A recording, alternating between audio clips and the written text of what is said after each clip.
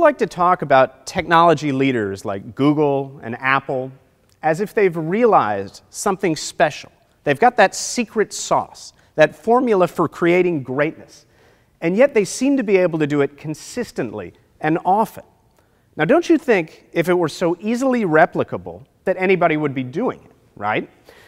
But what oftentimes holds an organization back, and there are lessons here that apply to any team, any culture, any organization, is that most of these folks, and especially technology leaders when it comes to the world's leading businesses and brands, have figured out that the secret to success and strategic innovation is actually failure.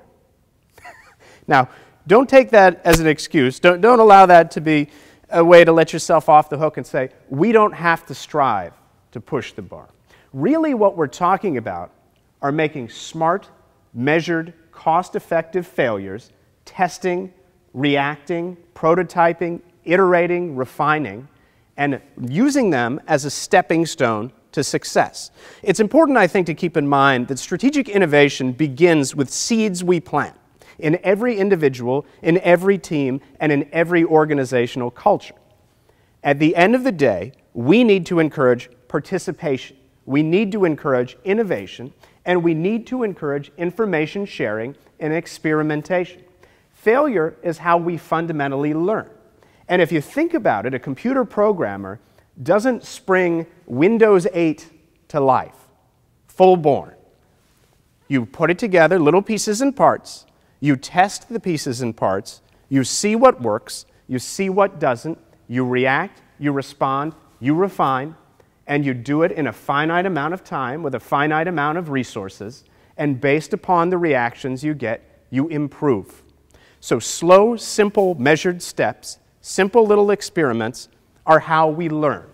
As professionals, as organizations, even children realize this. Failure is the fundamental building block. So if you're not succeeding, I would argue that perhaps you're not failing enough. And we need to create win conditions in every scenario. I think that's another big piece that a lot of people miss, is you can win even when you lose. And how would we do that? Well, let's say we take the time, like Google, to encourage and incubate new projects in internal labs. Or we set up internal teams, or processes, or pipelines that allow us to get communications and insights from every employee in the organization. Because strategic innovation, it's not siloed in any one department. It doesn't belong to any one professional strata. And you certainly don't need to have Director of Development in your title to do something new, interesting, and innovative. We just need to have the courage to approach the problems in new ways and understand that they're not going to be perfect out of the gate.